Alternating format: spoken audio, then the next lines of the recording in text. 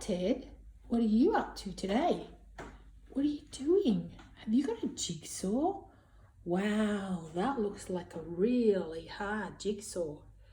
There's still lots of pieces missing. I guess all these ones have to go in there. Have you got a story for us today? You have? Oh, great. The Princess Who Hated It.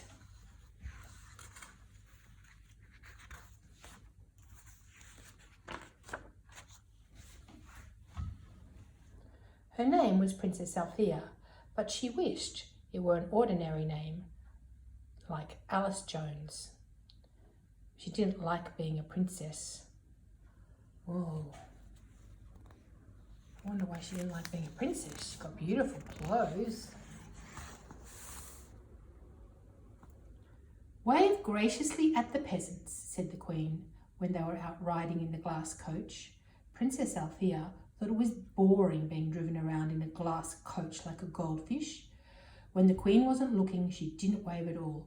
She pulled terrible faces at the people in the crowd, and she kicked off her shoes and wriggled her toes. Althea, said the Queen sharply, princesses do not have toes. Princesses are dignified as swans. There she is, making a rude face at all the people from the glass coach.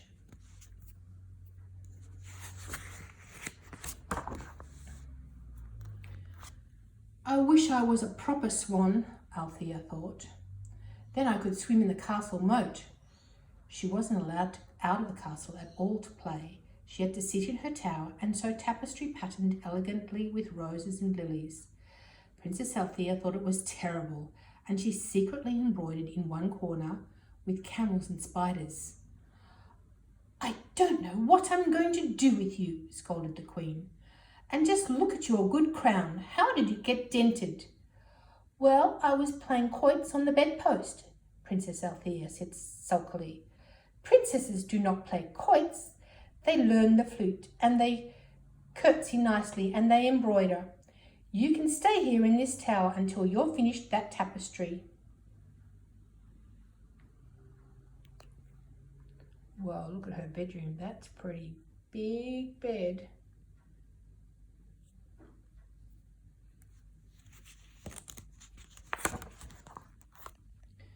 Princess Althea thought that the farm children on the other side of the moat had much more fun.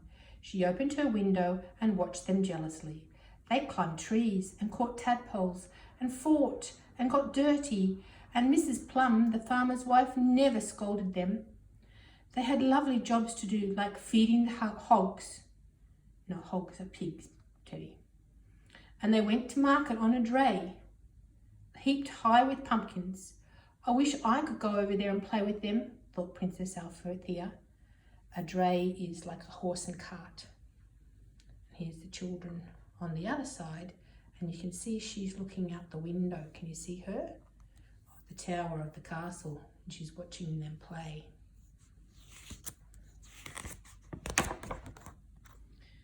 She asked the Queen, and the Queen fainted with shock. Princess Althea tried to sneak out of the castle, but the guards wouldn't let her pass. She tried digging a secret tunnel through one of the dungeons, but she didn't have the proper tools. What would you like for your birthday, Althea? Asked the Queen.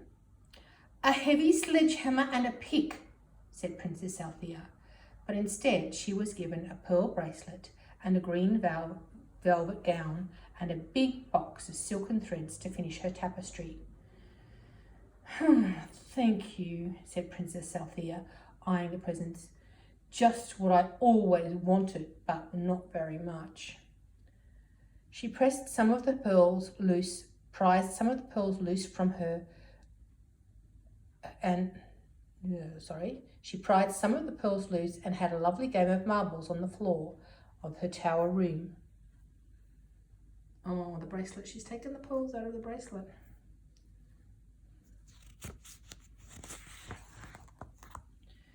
Princess Althea looked at the spools of thread, and instead of using them for her tapestry, she made a long silk ladder, long enough to reach down to the tall tower to the moat. When the Queen went out to visit the Duchess in the next castle, Princess Althea swam across the moat in her petticoat and went to play with the farm children. She had never had so much fun in her life. She had a fight with one of the boys and she won. She squelched mud in between her toes, and at lunchtime she went to the farmhouse. There she is coming out of the castle, and here she is having a fight with one of the boys. Mrs. Plum had so many children that she didn't even notice one extra. There was vegetable soup and crusty bread with wild honey for lunch, and it was delicious. Only one of the farm children scowled at Princess Althea, and her name was Peggy. And she vaguely reminded Princess Althea of someone else. "Stop crowding up next to me," said Peggy bossily. "I like plenty of room at the table so I can practice my table manners. And stop getting mud on my nice clean skirt." "Mud's lovely," said Princess Althea in astonishment. "I always keep myself looking my best," said Peggy with her nose in the air. So here's the mum with some soup, and here's the mum feeding the kids, and here's Princess Althea, and here's Peggy.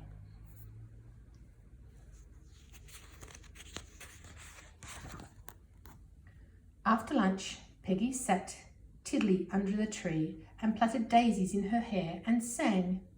Princess Althea wondered how anyone could be so soppy when there was fat round tadpoles ready to be caught at the edge of the moat. She cupped some in her hands and she took them to show soppy old Peggy. "Ugh," said Peggy, "how undignified," and she put her nose further up in the air. She had a little sewing basket beside her and was making an apron and looking as if she really enjoyed it. She carefully drew the needle through the linen, and every stitch came out exactly the same size as the one before.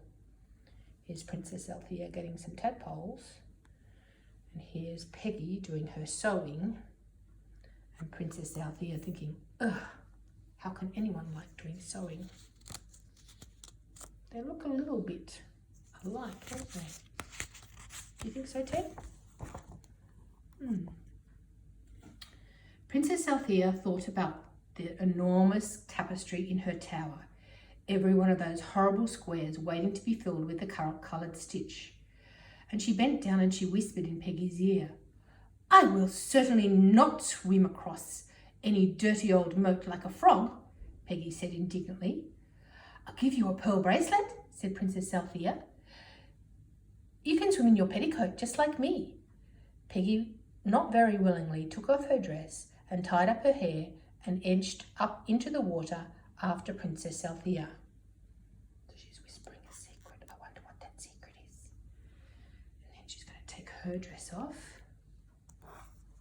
And she's putting her hair up so it doesn't get dirty in the water. "I certainly will not climb up a rope ladder," she said crossly when they had reached the other side. "How unladylike." "I'll give you a beautiful green velvet dress," said Princess Althea. So Peggy followed her up the ladder and into the tower, complaining all the time about her wet petticoat and her messy hair. But when she saw the tapestry, she looked delighted, as Princess Althea had after catching tadpoles. She put on the green velvet dress and minced around the room like a fine lady, curtsying. Princess Althea stared at her and realised suddenly just who it was that Peggy Plum looked like so much.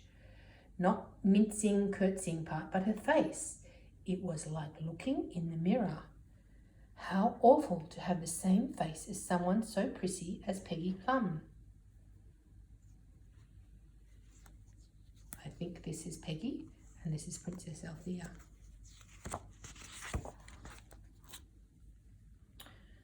"Do get on with that tapestry, Princess Althea begged. "I have to have that nasty thing finished by the end of the week."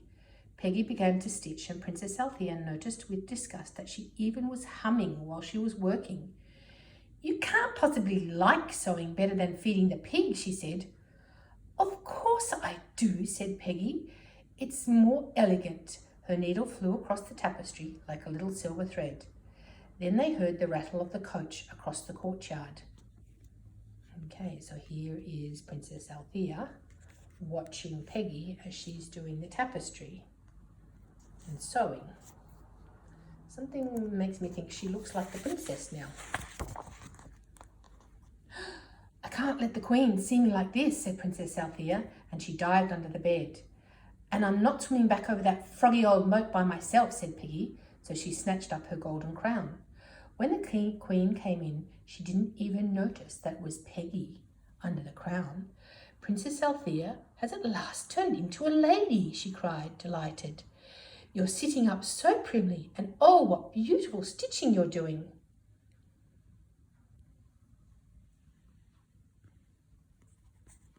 Comes the Queen. Peggy grew quite conceited. I can curtsy nicely too, she boasted. Marvellous, said the Queen. It's quite amazing how beautifully you turned out. When I finish this tapestry, may I have another one? And a set of chair covers to embroider? Asked Peggy smugly. And dancing lessons? And could I learn to play the harp and go out with you to visit the Duchess? Certainly, Althea, said the Queen happily. We'll go tomorrow. And Peggy's under the bed going, what is she asking all that for? And here's Peggy saying, can I do this and can I have that? The Queen going, oh yay, she's turned into a lady. When the Queen left the room, Princess Althea bounced out from underneath the bed. Why did you ask for all those awful things? You've got no idea how boring the Duchess is, and I'll have to wear that horrible scratchy velvet dress. It doesn't scratch at all, said Peggy. I don't want to take it off, really. You look so grubby and wet. I know, said Princess Althea. It feels lovely. What's your mother having for dinner tonight?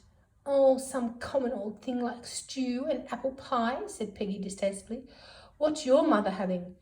Oh, some awfully rich stuff like roast duckling and snow pudding, said Princess Althea without much enthusiasm. They both fell silent and they looked at each other. Would your mother guess? They both whispered to each other. What do you think they're going to do, Ted? Ted thinks they're going to swap spots. It was a long climb down the ladder. When Princess Althea reached the bottom, Peggy Plum was waiting at the window to pull the ladder up and inside the grounds, so the guards wouldn't see. Then she leaned out and waved graciously. She looked dignified and grand. Princess Althea could just imagine her waving like that every day from the gold coach. So this is the princess. She's climbing down and she's going to live with the farm children. Princess Peggy waved to her all the while she was swimming across the moat, but Althea Plum didn't look back, not even once. Well, that's the end of that story. That was an interesting story, Ted. They swapped places and their mums didn't even know. I think they're both much happier though. See you next time.